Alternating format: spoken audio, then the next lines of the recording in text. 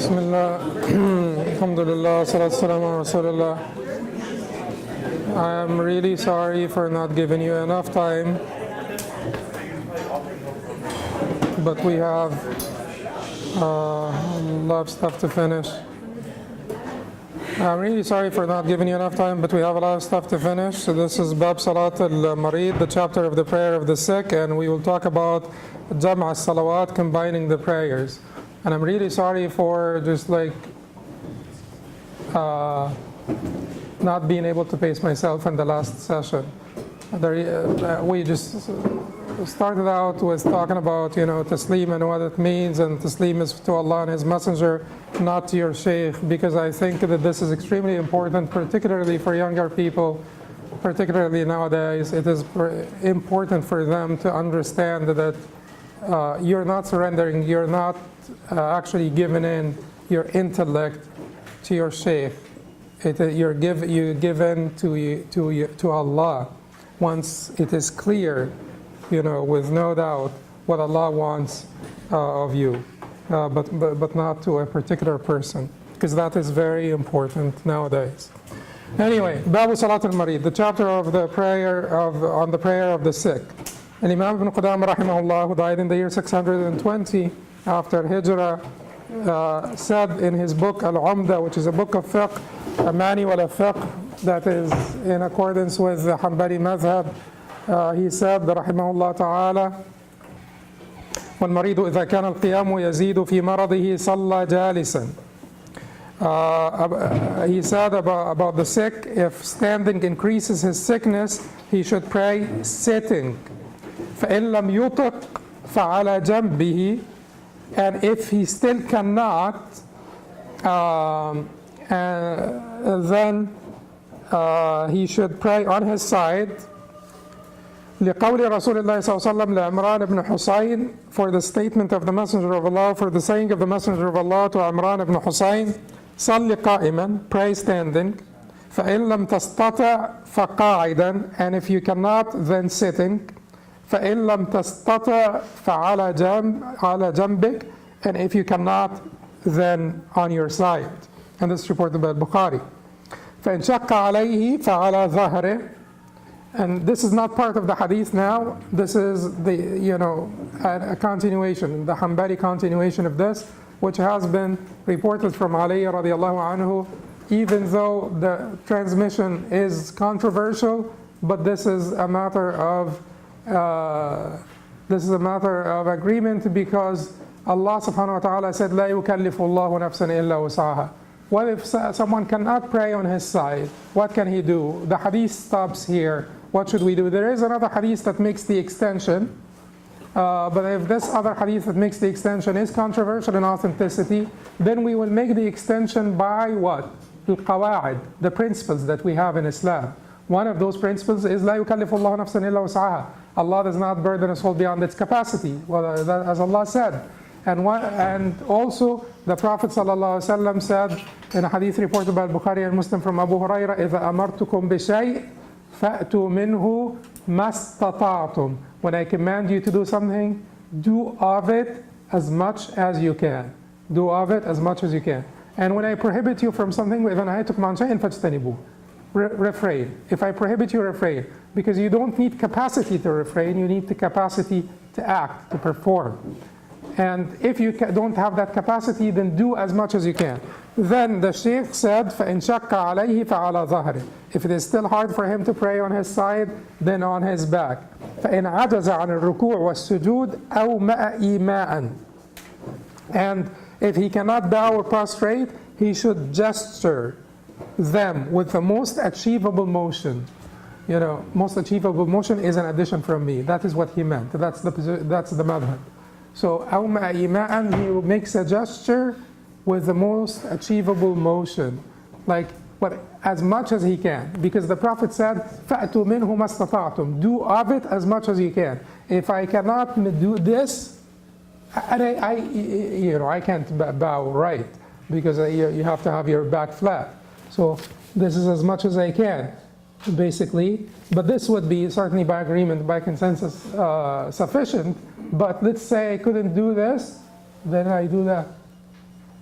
right? You know, I have a back problem, I have this, or I have something, you know, and I can't do this, then I do that. But if I can do this, then I should not do that. This is this is as much as I can. And people are being a little bit, and I'm not, don't doubt anyone in particular, don't doubt any person.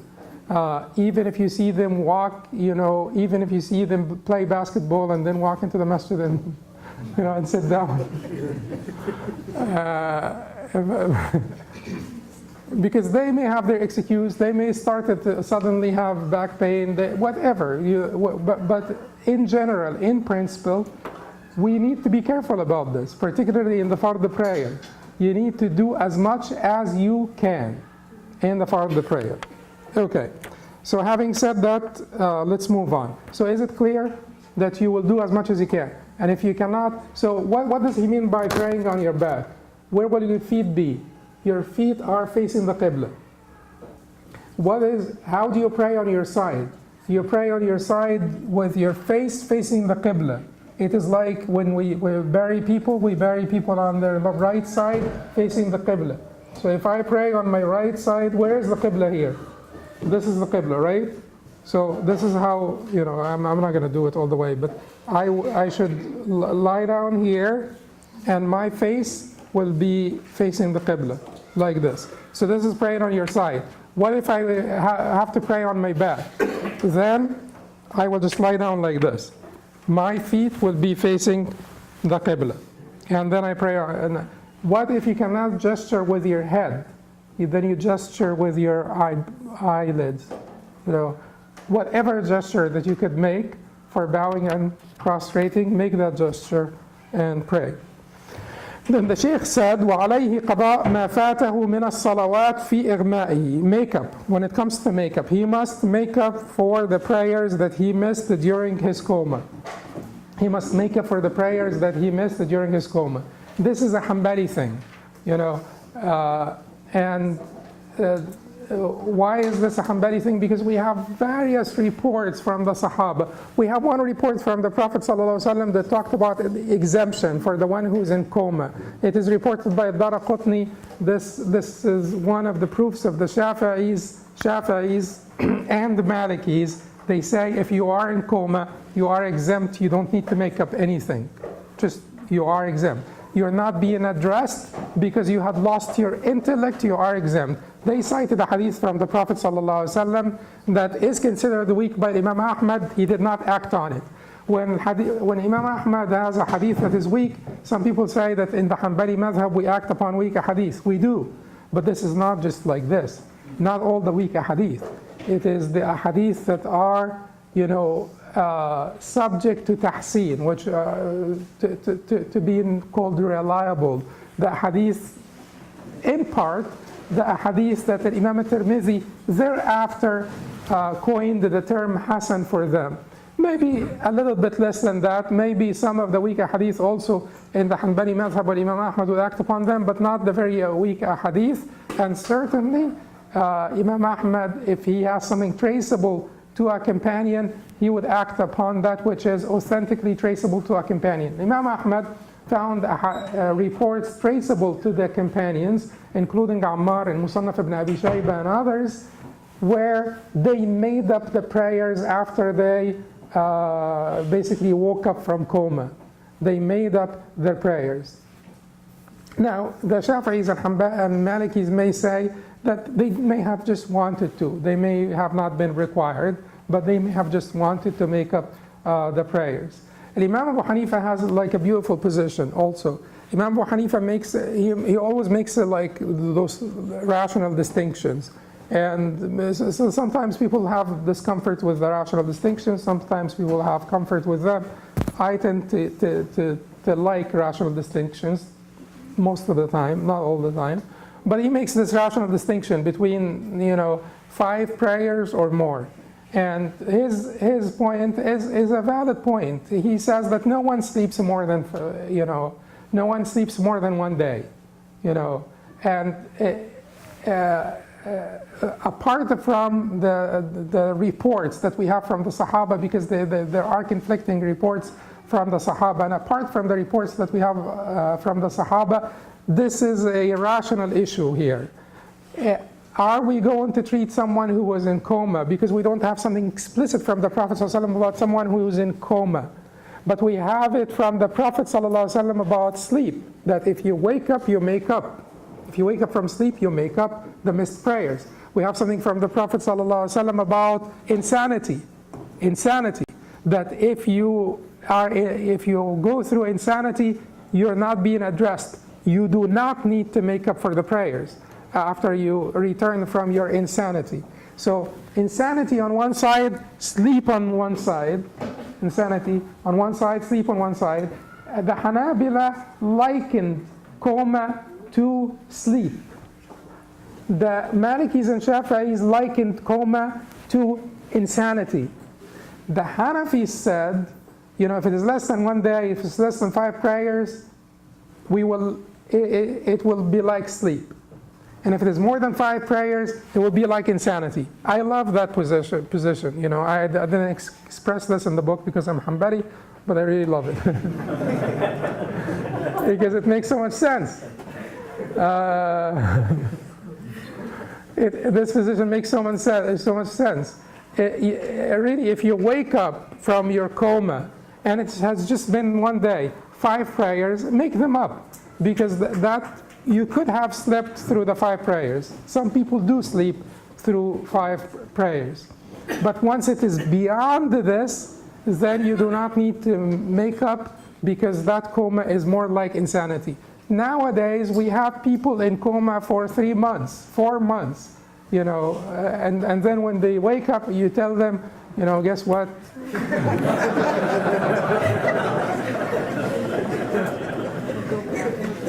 Anyway,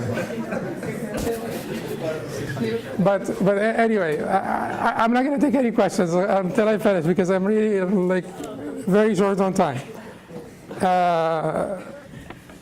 But if you want to use the Hanbali position, it's certainly safer. If you wake up and you have the energy to make up, it's safer. Anyway. Then وإن شق عليه فعل كل صلاة في وقتها فله الجمع بين الظهر والعصر وبين العشاءين في وقت إحداهما.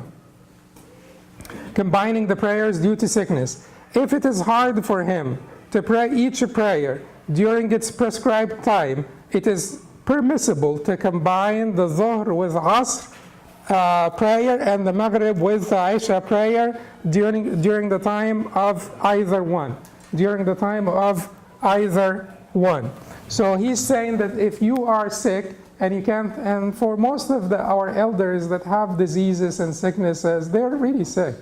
They can combine the prayers. I'm talking about the elders here in the sense of really elderly people that have difficulty get out of breath when they walk to the bathroom and stuff like this. So for elderly people, you do want to share this with them. This is a Maliki and Hanbali issue, which is combining for sickness. This is not a Shafi'i or Hanafi issue. But keep in mind that within the Shafi'i madhab, there is a small s here siding with the Malikis and Hanbalis as far as the combining for sickness. So this is Maliki, Hanbali, and some Shafi'is said that you can combine if you are sick. And they said that you can combine if you are sick. They used Hadith Hamna, where the Prophet ﷺ told her she had prolonged bleeding. She had istihaba, the prolonged bleeding. So he allowed her to combine. And they say that is a type of sickness. So they generalized from this hadith to all sick, forms of sickness, to all diseases, where it becomes a hardship for you to pray every prayer on time. Now, we can say to sick people that to stay always connected with Allah, to pray on time is beautiful. It is to keep you connected with Allah, and you do the azkar after the prayer and the sunnah and so on. And what other time would you need to be in connection with Allah subhanahu wa ta'ala, to be more in connection with Allah subhanahu wa ta'ala than the time of your sickness? But there is this concession, and it is a valid concession. It is based on Hadith Hamna. It is the position of the Malikis, Hanbalis, and some of the Shafi'is that you could combine if praying each prayer on time would cause you some hardship. Then he said, فإن جمع في وقت الأولى اشترط نية الجمع عند فعلها. If he combines these during the time of the earlier prayer, he should make the intention to combine prior to praying the first prayer. So, prior to praying the first prayer. So if I intend to combine Maghrib and Isha, I intend to combine Zuhr and Asr, before I pray Zuhr, I have to make that intention to combine Zuhr and Asr. Let us say I did not intend and I am allowed to combine. I have the rukhsa to combine, but I did not intend to pray Zuhr and Asr together. According to the four mazahib, I cannot combine. So H, M, S, A, I cannot combine Zuhr and Asr if I forgot to make the intention of combining before Zuhr. I cannot combine Maghrib and Isha if I forgot to make the intention of combining before Maghrib. Who said that I can if I have the rukhsa?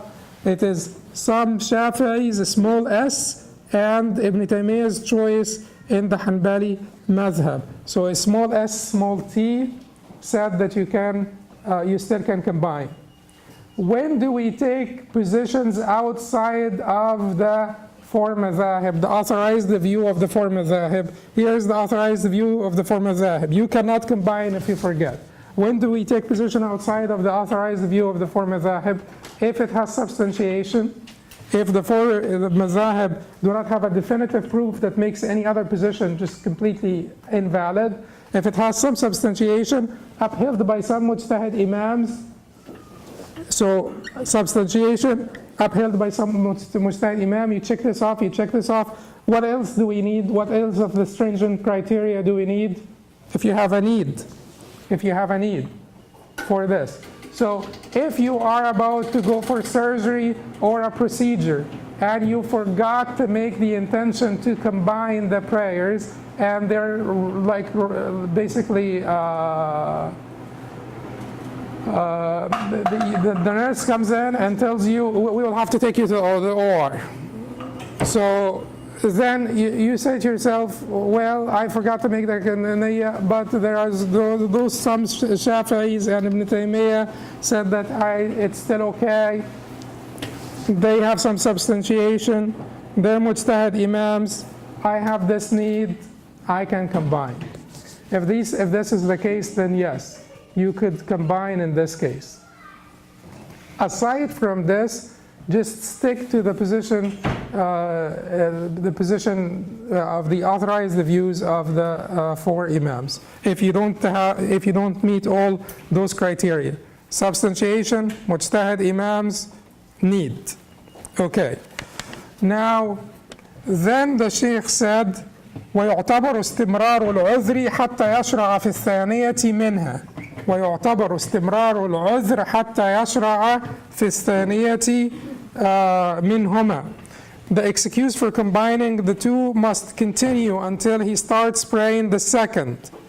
So let us say you're combining for sickness, and Allah subhanahu wa ta'ala cures you after you prayed Zuhr, and then all of a sudden you're fine. Before us, your back doesn't hurt anymore, or whatever happens. It could happen to some, So something happens, or there's no more rain, or whatever. The cause that made you combine to start with does not exist anymore. Then you cannot combine. He's telling you this. Because combining is not the rule, it is the exception. Then you cannot combine. And then he said, وَلَا يُفَرِّقُ بَيْنَهُمَا إِلَّا بِقَدْرِ الْوُضُوءِ. and he should not separate between them except for the time to make wudu. He should not separate between them except for the time to make wudu. You intended to combine, you prayed Dhuhr, someone distracted you, and you started to do your own your thing and so on, and then it's been 20 minutes, you've been distracted. You cannot combine. According to the four Imams, once again, you cannot combine. HMSA. You cannot combine. You can only combine if you lost your wudu and you go make wudu and you come back, that's fine. You still can combine. But small s and t said you can combine. Apply the same stringent criteria. When do we take a position outside of the agreement of the authorized view of the four Imams? We apply our stringent criteria. Mujtahid Imams, there's substantive evidence on their side, and there is a need. Okay. وإن أخر اعتبر استمرار العذر إلى دخول وقت الثانية. If he defers, the excuse of combining must last until the time of the second has come in. So if you intend to defer the prayers and all of a sudden the excuse for combining is gone, then you must pray now. Because if the time for the second prayer is not in yet, you intended to defer Dhuhr until the time of Asr, to pray Dhuhr and Asr together, defer. And you arrived, you are at home now, you're not traveling anymore, you're at home. You intended on your way home, you figured that it may take me, your GPS told you that you will arrive after Asr at home. You intended to defer Dhuhr until you pray Dhuhr and Asr together at home. You arrived at home before Asr comes in. You get to the prayer right now. You should get to the prayer right now. And pray Dhuhr before Asr comes in because the excuse is not there anymore. Okay, وأن ينوي الجمع في وقت الأولى قبل أن يضيق عن فعلها. He must make his intention to combine them during the time of the first prayer before it is too late to pray it on time. So you must, intend that you. So it's not just like you're just going to wait around until Dhuhr comes, Dhuhr time is out, and you say to yourself, well, I can combine, I have the rukhsah to combine. The fact that you are not praying Dhuhr, you will have to have made the intention that, yes, I know I am not praying Dhuhr in time because I am combining. That's what he means. And then he talks about other types of jam'ah that are permissible. And he will say here, and I'll read it quickly, and I'll go over the types of jam'ah that are permissible in the different madhahib in some detail. But let me read the last two statements of Imam Ibn Qudamah in this chapter, and then we can go over this issue. وَيَجُوزُ الْجَمْعُ لِلْمُسَافِرِ الَّذِي لَهُ الْقَصْرِ. Combining is permissible for the traveler for whom shortening the prayers is permissible. وَيَجُوزُ فِي الْمَطَرِ بَيْنَ الْعِشَاءَيْنِ. It is permissible to combine the Maghrib prayer with the Isha prayer in the case of rain. So he said travel and rain. He mentioned travel and rain. Travel for which you could combine, you shorten the prayer, you could also combine, and rain. He mentioned before combining for sickness because that is the chapter of the prayer of the sick. So how many excuses do we have now? 3 excuses. 3 excuses. Sickness, rain, and travel that Imam Ibn Qudamah mentioned in this. What are the other excuses for Jam'ah in the Hanbali madhab? Keep in mind, in the Hanafi madhab, because Hanafis are making it easier for us here, because they don't allow any combining except in Arafat, so except in the Nusuk.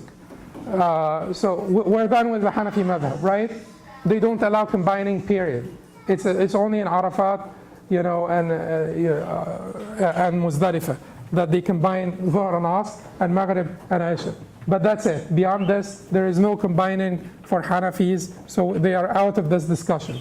Now, for the other madhahib, when do they combine? when do the Malikis plus Shafi'is plus Hanbalis, when do they agree on combining? They agree on combining in certain cases. One of these cases is travel. One of these cases is rain. One of these cases is fear. That is fear for your property, fear for your life, your honor, your property. Fear. If you're afraid for your life, honor, property, then they combine. Malikis plus Shafi'is plus Hanbalis. When is it, okay, we start to lose the Shafi'is going down the list here when it comes to sickness.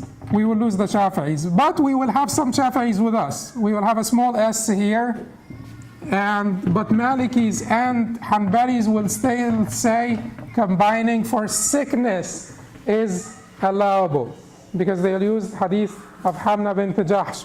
They have many, there is no time to mention, but they have many hadith on travel, and reports from the Sahaba Ridwanullahi alayhim. For rain, they have the hadith of Abdullah ibn Abbas that's reported by Bukhari and Muslim, that the Prophet ﷺ combined in Medina min ghayri khawfin wala matar in one report, min ghayri khawfin wala marad in another report. So the Prophet ﷺ combined in Medina, Ibn Abbas said, without fear, rain, or sickness. Without fear, rain, or sickness. So it was established to the Sahaba, among the Sahaba, that you may combine for fear, for rain, for sickness.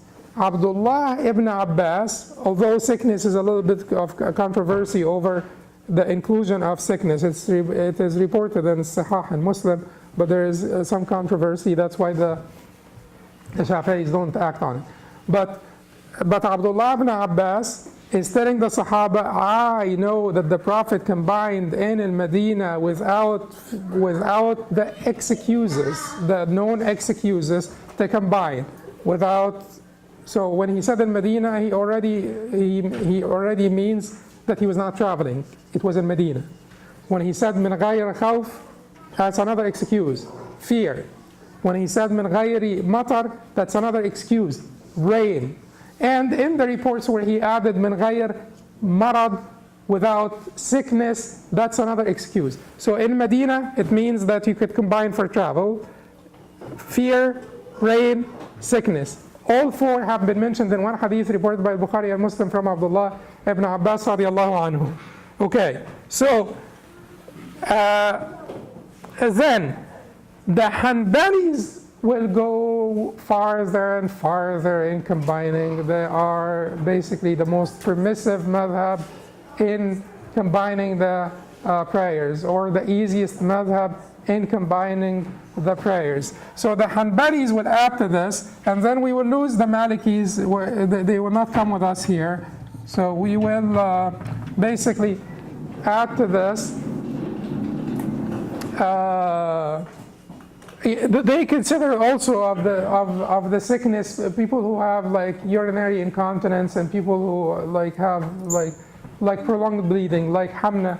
She had prolonged bleeding. People who have urinary incontinence will be like Hamna, who had prolonged bleeding, because those people, they need to basically make wudu for every salah, and it makes it a little bit harder on them. So they allow them to combine. People who have urinary incontinence, they allow them to combine because they need to make wudu for every salah. So in this case, they will make a wudu and combine the prayers. So they'll make 3 wudus every day. But the Hanbalis added to this someone who basically was afraid for his livelihood. Someone who has concern that he may,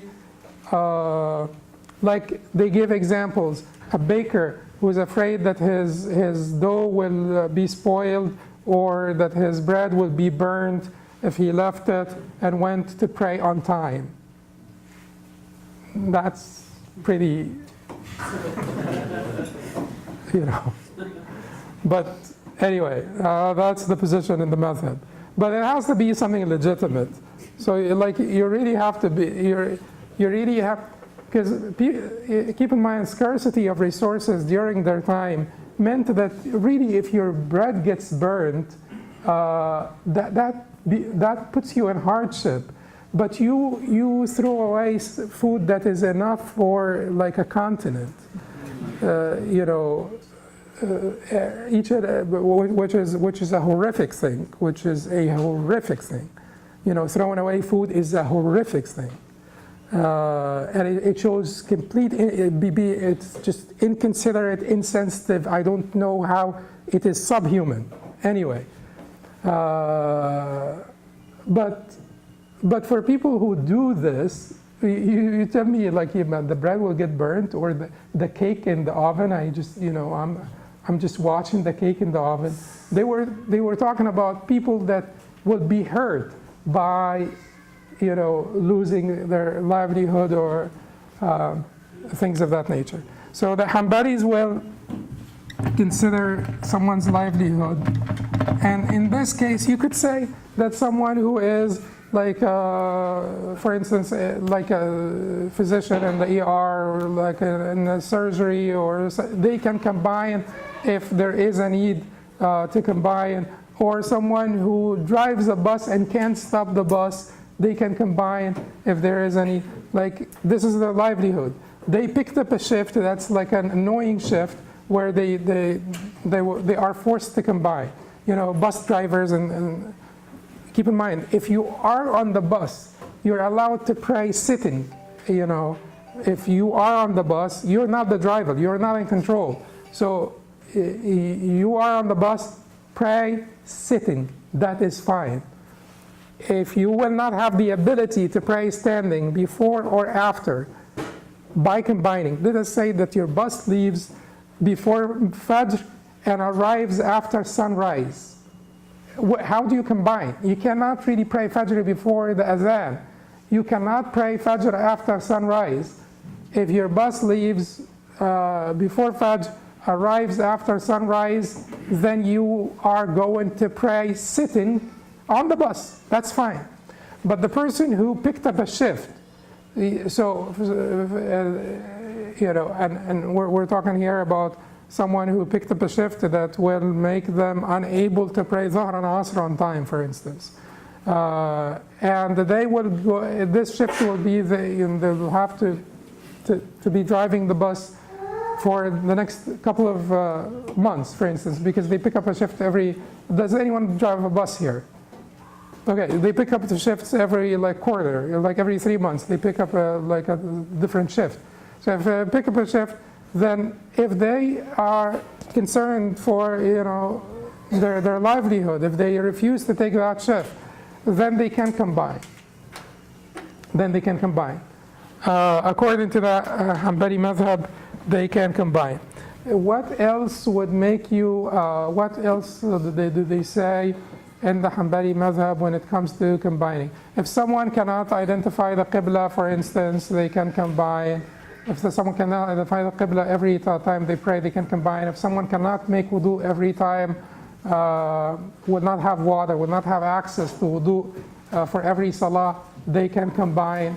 So those are the different reasons that will allow someone to combine. Finally, if you don't have any of these excuses, there is no travel, there is no rain, there is no fear, there is no sickness, and you're not really afraid for your livelihood or a rizq or dhiq fil ma'isha or something of that nature, will you be able to combine if none of these reasons are there? The hadith of Ibn Abbas that we mentioned, and this is where you find a lot of controversy. The hadith of Abdullah ibn Abbas that we mentioned, he was saying that the Prophet ﷺ combined in al-Madinah min ghayri khawfin wala matar. He combined in Medina without fear or rain. And he said in another report, or marad, or without sickness. Then they asked Abdullah ibn Abbas, why did he do this? Because the default is that inna salata kanat ala al-mu'minina kitaban mawquta. the salah has been prescribed for the believers on designated times, and you must respect the times. And we have to always respect the times. There are 5 daily prayers, not 3. We Muslims have 5 daily prayers. We have 5 times for 5 daily prayers, not 3. So they said to Abdullah ibn Abbas, so how come the Prophet ﷺ said this? And Abdullah ibn Abbas said what? أراد ألا يحرج أحدا من أمته. Okay, so he meant, or he wanted to not cause hardship for any one of his ummah. So some scholars took this to heart and they really acted on it, and they said that combining is permissible without any of the excuses mentioned above, if for a need. Like if you need to combine, if there is something else beyond those excuses, your personal need, sometimes, given that you will not do this habitually, if this will be on random basis, sometimes you will need to combine for some reason that is not identified by the scholars, that comes up to you. But who said this? Before I give you examples, who said this? They're saying that this is what Abdullah ibn Abbas was saying, because Abdullah ibn Abbas said, أَرَادَ أَلَّا يُحْرِجَ أَحَدًا مِنْ أُمَّتِهِ. Then that must be Abdullah ibn Abbas's position. This was also the position of Rabi'a. And al-Hafiz ibn Hajar, in his book Fath al-Bari, he mentions the names of the people who supported this position. So in addition to Abdullah ibn Abbas, it was also the position of Rabi'a. Rabi'a is who? Rabi'atul Ra'i, the teacher of Imam Malik. When Rabi'a died, Imam Malik said, there is no, fiqh doesn't have a taste anymore.